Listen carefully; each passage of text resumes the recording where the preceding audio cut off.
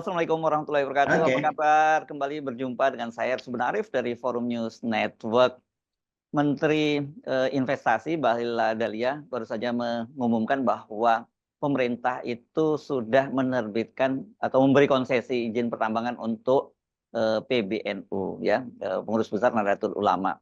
Dan ini sesuai dengan janji dari Presiden Jokowi, dan banyak pro kontra soal pemberian konsesi tambang ini, termasuk bagaimana cara mengelolanya dan siapa yang akan mengelolanya. Bahkan ini pertanyaan-pertanyaan, misalnya kan ormas-ormas ini ormas keagamaan tidak punya pengalaman semacam itu.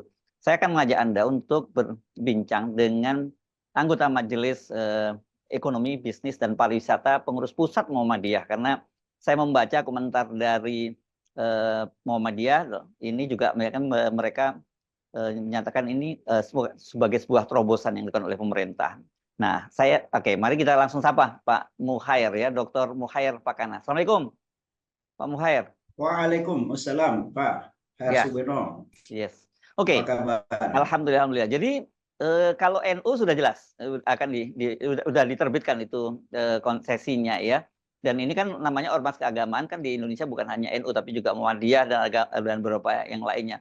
Tapi bagaimana dengan Muhammadiyah? Saya membaca kok kata sekjennya belum ada pembicaraan. Yang benar bagaimana dengan Muhammadiyah itu? Terima kasih. Sejauh ini memang Muhammadiyah belum diajak secara resmi bicara dengan pemerintah berkaitan dengan pengelolaan tambang, pertambangan mineral dan batu bara.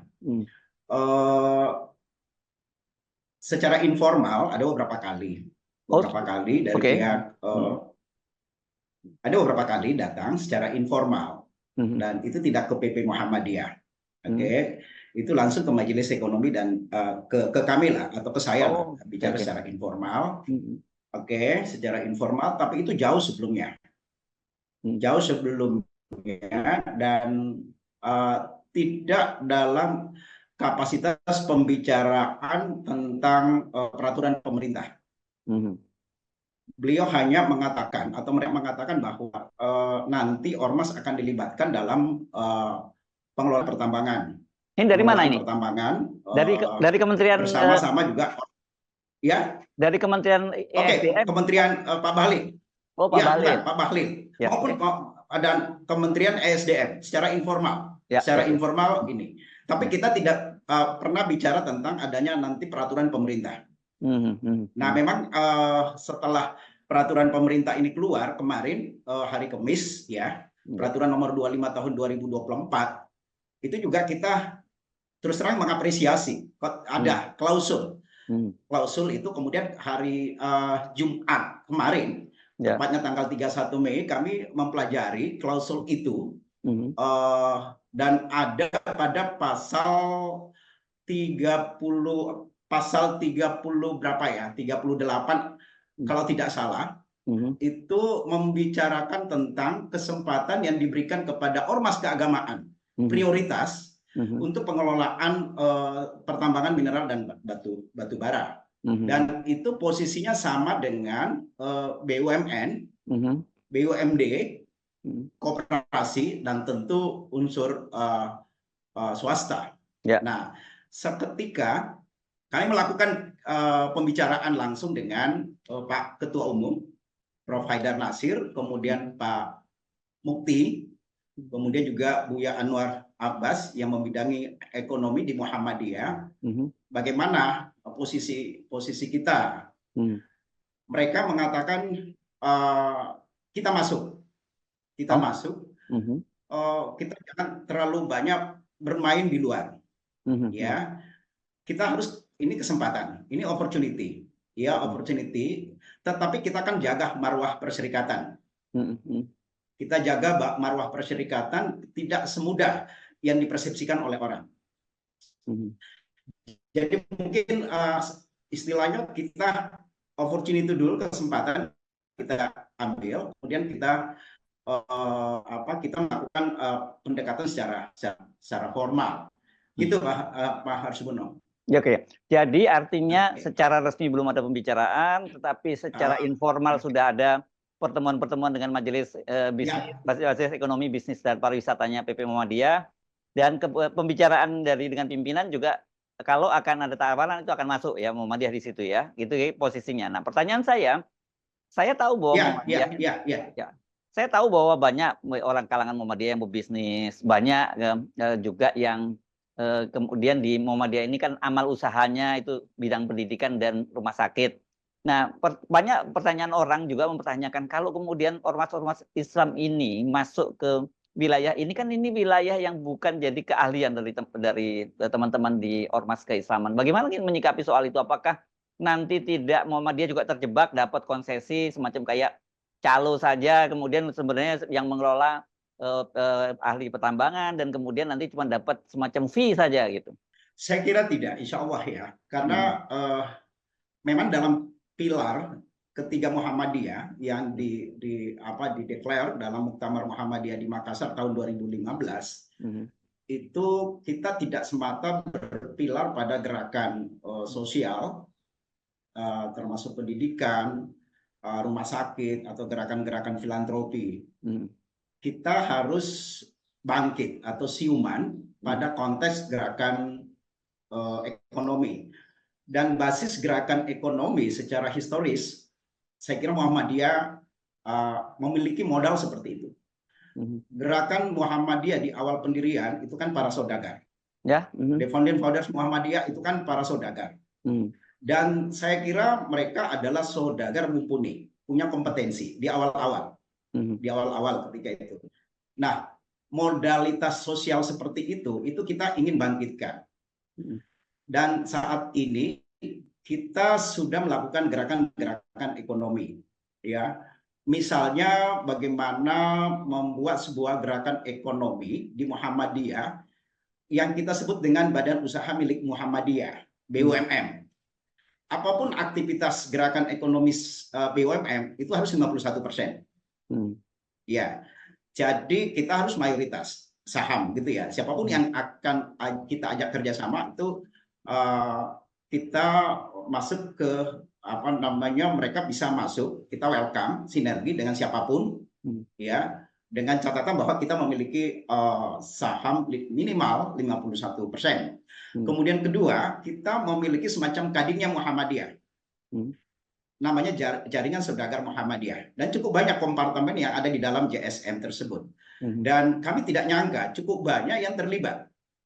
Dan bukan karena faktor ada PP ini mereka datang, jauh sebelumnya. Jadi sejak 2015 ketika itu mereka berdatangan yang secara emosional punya garis gen gitu ya. Muhammadiyah, apakah mereka pernah sekolah atau punya kecintaan terhadap visi misi Muhammadiyah, gerakan Muhammadiyah, dan mereka jaringan saudagar itu sifatnya kewargaan personal. Kalau yang tadi Badan Usaha Milik Muhammad itu kan sifatnya institusi. Kalau ini jaringan ini kan sifatnya personal.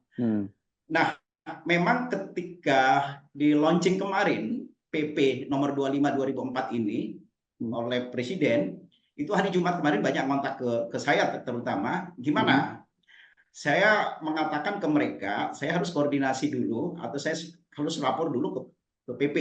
Tentu Pak Ketua Umum, kemudian juga unsur istilah saya Dewa 13 lah di PP Muhammadiyah. Saya bicarakan dan sepertinya keputusan itu. Nah, kami diminta gimana kesiapan kawan-kawan. Kalau kesiapan kawan-kawan, kalau ada opportunity dan ada penugasan dari tingkat PP, itu saya kira tidak ada masalah. Jadi opportunity seperti ini saya kira kita ambil, ya, dan saya kira ke depan Muhammadiyah tidak semata bisnis as usual di bidang sosial, pendidikan, atau misalnya dengan rumah sakit atau gerakan filantropi, harus membuat terobosan baru di bidang kegiatan ekonomi. Selain tentu yang usaha kecil menengah, tapi kita ingin masuk ke wilayah yang kelas-kelas yang menengah ke atas.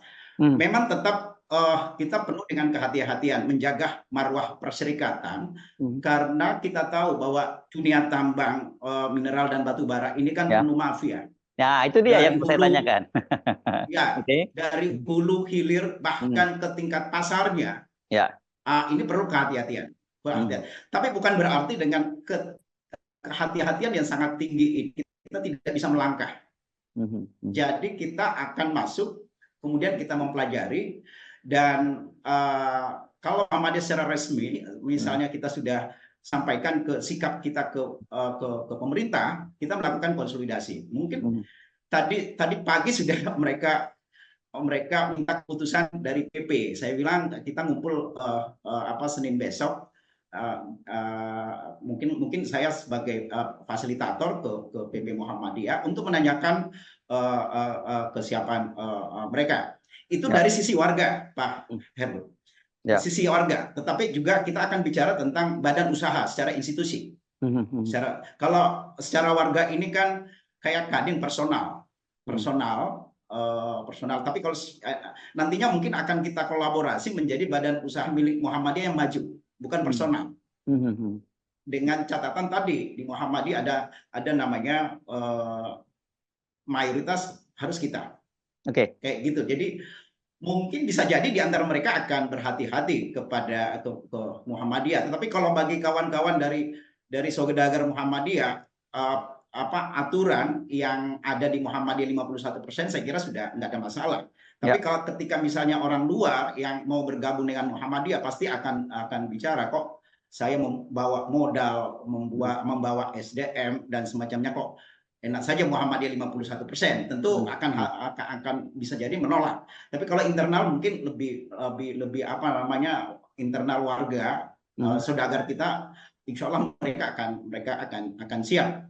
Seperti itu, Pak Hersubun. Jadi poinnya ini akan mengutamakan warga Muhammadiyah dulu yang punya pengalaman dalam bisnis tambang, gitu ya, kira-kira yang akan dilakukan. Betul. Kalau kemudian mungkin tidak ada yang cukup kapasitasnya dan sebagainya, akan melirik ke yang di luar, begitu ya, jadi pengusaha di luar Muhammadiyah, begitu kan? Itu prinsipnya akan dilakukan seperti itu ya? Ya betul.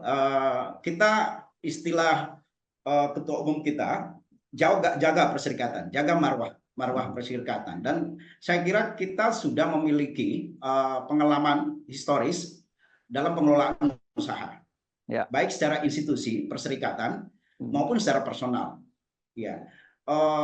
Dan penyampaian ketua umum, ya kita jangan terlalu banyak berteriak-teriak, tapi kita harus Muhammadiyah kan harus ada aksi lah, gitu ya. Jangan semata kita teriak, ya, tapi kita harus kaji dan kita harus masuk. Walaupun memang saya sudah sampaikan ini wilayahnya sangat abu-abu, ya, sangat penuh dengan mafia, ya, dan harap diingat, saya sudah sampaikan bahwa wilayah pertambangan itu kan bukan semata personalnya semata, bukan soal mafianya semata, tapi ini juga bisa merusak lingkungan, iklim. Itu dia. Kayak gitu ya. Poin, ya. Iklim. Menarik. Iklim, lingkungan ya.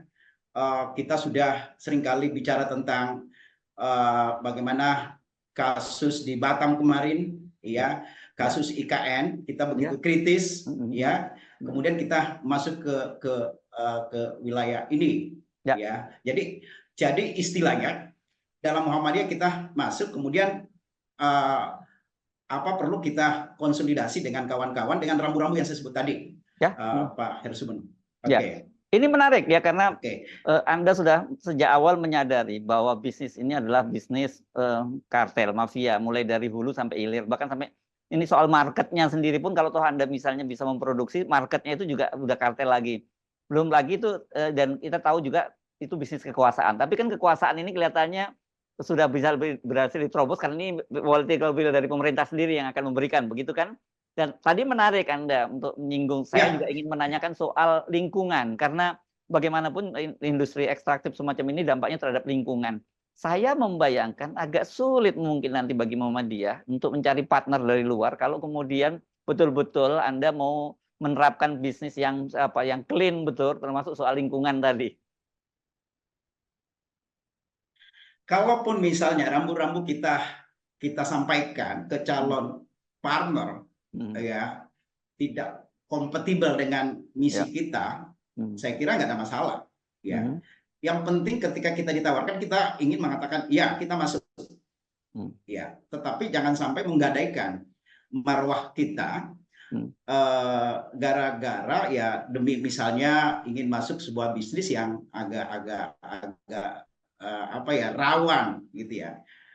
Nah, pesan PP Muhammadiyah jaga marwah ya, jaga keberlanjutan lingkungan ya, dan tetapi ingat kita dalam Muktamar Muhammadiyah itu diperintahkan melakukan sinergitas juga. Jadi tidak semata warga, kemudian yang kedua institusi perserikatan, tetapi kita tahu kita tidak semua bisa laksanakan tugas kebangsaan ini, tugas ekonomi, kita harus melakukan sinergi. Tapi prioritas kita adalah kalau kita ingin sinergi dengan pihak lain, prioritas umat Islam. Kalaupun tidak, misalnya kita melakukan sinergi ke siapapun. Tetapi jangan sampai kita menggadaikan marwah kita. Jadi tidak ada masalah kalau misalnya katakanlah mafia-mafia ini tidak menyetujui apa namanya aturan kita, yang nggak ada masalah. Tapi tetap kita akan sampaikan kepada kawan-kawan saudagar kita bahwa kita punya rambu-rambu. Dan saya kira mereka memahami. Walaupun di antara mereka sudah cukup banyak juga yang tanda petik bermain di wilayah ini, ya, di wilayah ini, dan bahkan mungkin jadi subkon dari mereka. Dan mereka sendiri mengatakan bahwa bisnis memang seperti ini kita tidak bisa maju sendiri-sendiri, harus sinergitas. Saya kira itu ya sinergitas yang kita perlukan, tetapi dengan penuh kehati-hatian. Saya kira itu. Jadi kajiannya tidak semata kajian ekonomi, ya, kajian bisnis, kajian keuntungan, ya. Kita istilahnya tidak perlu amat ya, karena kita sudah punya modal sosial dan modal kapital. Tapi kalau misalnya ditawarkan, kita coba masuk dengan kajian lebih dalam. Tidak serta-merta kita masuk, tapi kita pertimbangkan aspek lingkungan tadi, aspek hukum dan keberlanjutan ke depan. Saya kira itu komentar saya. Nah ini menarik ya, karena kelihatan ini kan karena teman-teman Muhammadiyah tentu meskipun banyak yang sudah terlibat, tapi ini secara formal sebagai organisasi belum pernah masuk ke industri ini, dan kemudian tadi kalau saya simak apa yang Anda sampaikan tuh konsep yang ideal gitu, meskipun saya kemudian mempertanyakan di Indonesia itu konsep yang ideal seperti itu, apalagi di dunia pertambangan, apakah mungkin terwujudkan? Itu soal PR berikutnya. Tetapi tentu yang menjadi pertanyaan saya adalah apa motivasi dari Muhammadiyah untuk masuk ke industri ini? Apakah karena melihat di situ ada keuntungan yang sangat besar, ada potensi yang sangat besar, atau ada motivasi-motivasi lain? Saya kira kita taat sama konstitusi ya. Bangsa kita perintah pasal 33 kan brotherhood, kekeluargaan. Kita jaga bangsa ini, bangun bangsa ini kan kebersamaan. Ya, jaga kebersamaan ya. Itu kan pasal 33, perekonomian dan disusun dan sebagai usaha bersama berasas kekeluargaan. Saya kira itu prinsip ya. Kalau dalam Islam itu kan ta'awun, sirkah, terus kerjasama dengan siapapun misalnya gitu ya. Tapi tanpa menggadaikan tadi marwah. Terus yang kedua tentu ya negara harus melakukan keterlibatan ya secara adil ya. Dan kenapa kita apresiasi PP ini, karena begitu memperhatikan ormas, ya. Begitu memperhatikan ormas, dan ada klausus yang saya sebut tadi pasal 83 memang khusus untuk ormas keagamaan, ya. Dan diberikan bukan privilege ya, diberikan sebuah prioritas.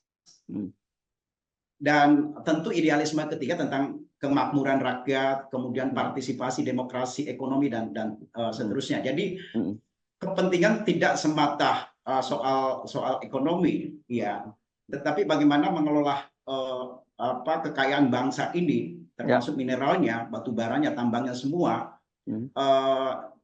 secara bersama-sama. Kita sudah seringkali mengkritik mafia tambang, mafia mineral dan seterusnya, tapi kita belum berani memberikan solusi untuk tampil.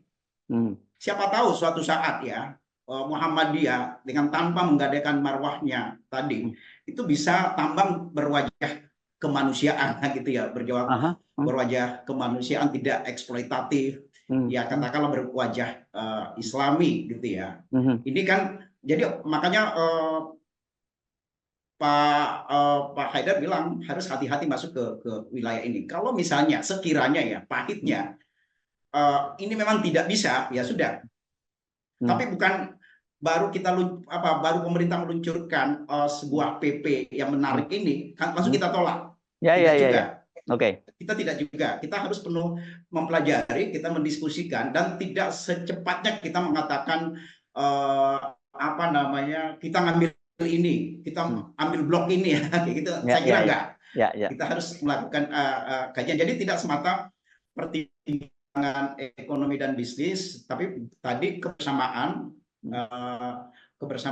antara anak bangsa atau ekonomi. Saya kira itu sangat-sangat penting. Kita tahu ya pelaku ekonomi kan pilihannya negara, swasta dan koperasi. Saya kira swasta, Muhammadiyah masuk dalam unsur swasta, koperasi juga kita miliki, dan sangat tepat ormas keagamaan masuk. Hanya masalahnya gini, Pak Harsono, hanya masalahnya sekarang ini ketika ormas mengapresiasi itu banyak mempolitisasi. Wah, ini Muhammadiyah bisa dibeli, dijual dan seterusnya dibeli atau dijual mafia ini. Oke. Ya kayak itulah. Nah, ini menarik ya, karena ini artinya kita bicara soal ketimpangan atau yang disebut sebagai Gini rasio, begitu ya. Ini saya membaca data berkaitan dengan daya beli dari masyarakat yang ada di Maluku Utara dan di Papua. Ini kan daerah pertambangan semua, dan pertumbuhan ekonominya sangat tinggi. Terbaru kalau nggak salah dulu waktu itu Pak Jokowi mengklaim 27% pertumbuhannya, tapi saya membaca data terakhir kalau nggak salah 17% di Maluku Utara, dan di Papua itu sekitar 14%. Tapi daya beli masyarakat itu ya atau belanja masyarakat hanya 4% sekian gitu. Iya, betul. Daerah-daerah tambang, ya, terutama Maluku Utara, kemudian juga daerah-daerah Sulawesi Tengah, Sulawesi Tenggara, itu kan pertumbuhan ekonominya jauh di atas rata-rata. Dan tadi kontras dengan ketimpangan ekonomi daya beli yang begitu, daya beli yang rendah, kontras dengan Gini ratio yang sangat tinggi. Dan ini benar apa yang dikatakan oleh para pengamat ekonomi, ini kutukan sumber daya alam, gitu ya.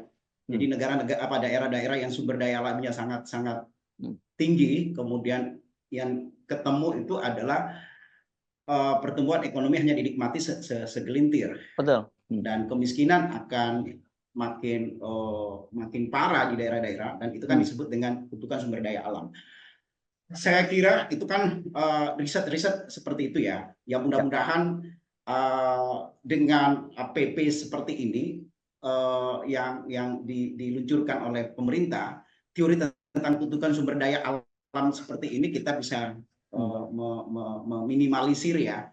Saya kira kalau misalnya ya peran-peran ormas keagamaan yang masih memiliki marwah gitu ya, itu tidak dilibatkan, saya kira kutukan sumber daya alam akan terjadi. Ya. Makanya kita harus semakin hati-hati masuk ke wilayah itu. Tetapi ada misi besar yang kita inginkan agar bagaimana daerah-daerah yang memiliki sumber daya alam bagus ya, atau yang masuk ke industri ekstraktif gitu ya, itu tidak dinikmati oleh secara merata, dan itu salah satu tugas ormas keagamaan untuk melakukan pemerataan. Kalau misalnya diberikan kesempatan kepada profit oriented para pelaku ekonomi selama ini, saya kira kutukan sumber daya alam akan makin awet ya. Maka mudah-mudahan peran-peran yang dilakukan ormas keagamaan bisa gap tadi atau Gini ratio itu semakin ditekan. Itu harapan kita. Harapan kita. Jadi kita kita sebagai misalnya pengamat, memang ya begitu. Tetapi ketika kita masuk jadi pelaku, ya kita harus menyiasati. Jadi tidak sekedar riset atau sekedar pengamatan, tetapi kita bagaimana melakukan aksi. Dan Muhammadiyah saya kira tidak sekedar bicara, tetapi harus melakukan aksi-aksi pemberdayaan, aksi-aksi ekonomi supaya pertumbuhan yang tadi itu bisa dinikmati oleh warga kita secara merata dan berkeadilan. Saya kira itu. Oke, jadi kan ini teman-teman di Muhammadiyah menyadari betul ya bahwa masuk ke bisnis ini yang sesuatu bisnis yang secara keorganisasian itu tidak cukup punya pengalaman. Muhammadiyah kan kita sebutnya begitu ya, perorangan boleh, tapi sebagai organisasi belum. Apakah ini tentu ada disadari ya, ini bisa jadi berkah tapi sekaligus juga bisa jadi musibah kan kalau tidak hati-hati. Iya, betul, bisa jadi musibah. Nah, makanya bagi kita memang sudah banyak luka yang dilalui oleh Muhammadiyah ketika mencoba masuk masuk ke arena bisnis. Iya. Mungkin ya tidak ada masalah saya sampaikan, misalnya ketika masuk ke sebuah perbankan, dunia industri perbankan. Saya nggak usah nyebut ininya, dan itu kan terjadi pada awal-awal 2000-an. Itu secara institusi perserikatan, bahkan pimpinan perserikatan masuk ke industri itu tanpa difilter oleh sebuah badan usaha. Jadi ketika misalnya ada moral hazard di dunia industri keuangan, ketika itu terjadi, maka yang kena adalah pimpinan, gitu ya. Ketika itu, saya mohon maaf, saya nggak nyebutin ya. Ketika itu, dan itu proses terjadi, proses pengadilan terjadi, ya, dan beberapa tentu karena penanggung jawab, karena saham kita mayoritas di bank tersebut, maka tentu Muhammadiyah secara institusi diseret masuk.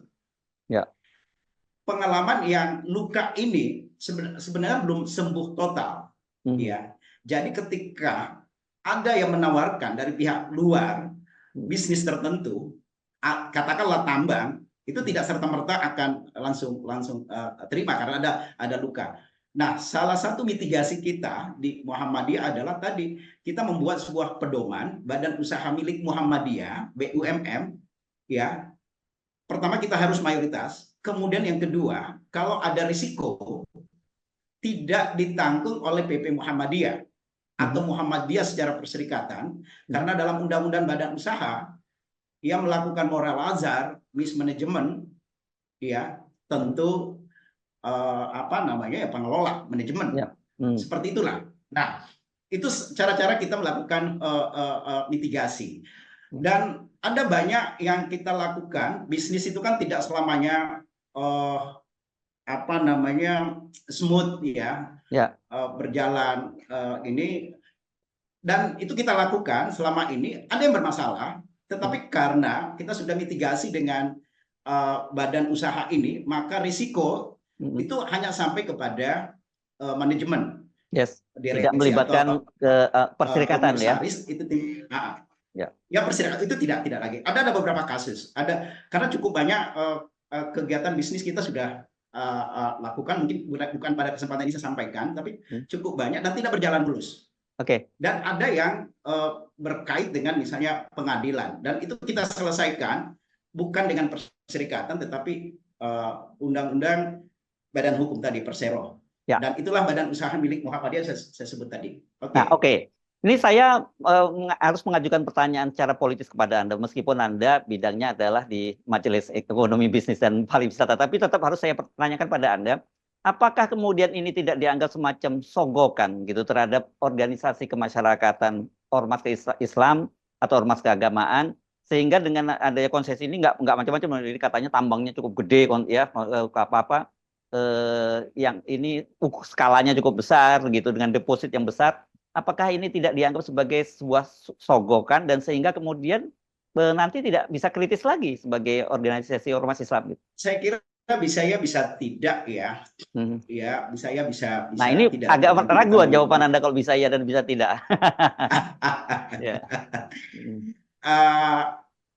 Apa? Karena tafsirnya gini, kalau dari konteks akademisi dengan konteks bisnis, saya kira itu kan itu membedakan jawaban itu.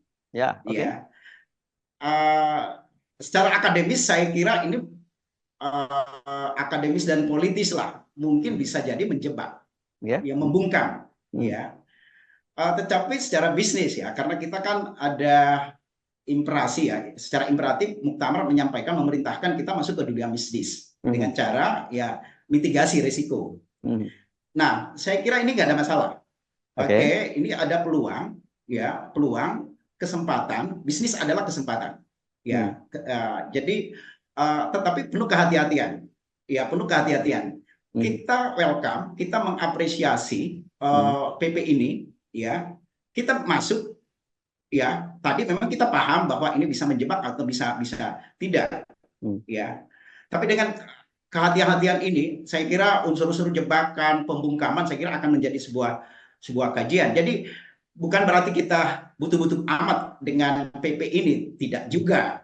Tanpa PP ini juga insya Allah kita sudah survive ya. Hanya memang banyak orang mengatakan kok Muhammadiyah diam, tetangganya kok udah riuh gitu ya. Ormas-ormas keagamaan lain udah riuh, kok Muhammadiyah diam. Nah, kalau kita diam juga nggak bagus. Maka saya suruh ngomong, gitu ya. Saya suruh ngomong aja, gitu ya. Jangan diam, ya. Soal eksekusi dan tidaknya itu nanti aja. Oke. Ya. Tapi ya tadi secara akademis saya kira, akademis secara politis saya kira itu rawan kita bedakan domain itu. Oke, gitu saya kira. Ya. Oke. Baik. Terima kasih Pak Mukhair Pakana, ini menarik, ini bisa semacam eksperimen eksperimen politik dan bisnis di Muhammadiyah ya, karena biasanya kan Muhammadiyah bertumbuh pada amal usaha yang secara internal, tapi sekarang masuk ke wilayah yang sebenarnya abu-abu ya, karena ini adalah domainnya dengan pemerintah gitu. Dan selama ini juga seperti Anda tadi tahu bahwa saya penting garis bawahi bahwa Muhammadiyah tahu bahwa ini ada banyak wilayah, ini wilayah abu-abu, wilayah mafia, tapi Muhammadiyah siap untuk masuk wilayah itu, gitu ya. Oke. Tapi kan perlu ada kajian lagi. Yes. Jadi kita tidak butuh butuh amat lah ya dengan ini. Tapi jangan diam. Kita harus bicara. Harus bicara. Oke, saya kira itu. Baik, terima kasih Pak Dr. Mukhair Pakana, ini dari Majelis Ekonomi, Bisnis dan Pariwisata Pengurus Pusat Muhammadiyah. Assalamualaikum warahmatullahi wabarakatuh.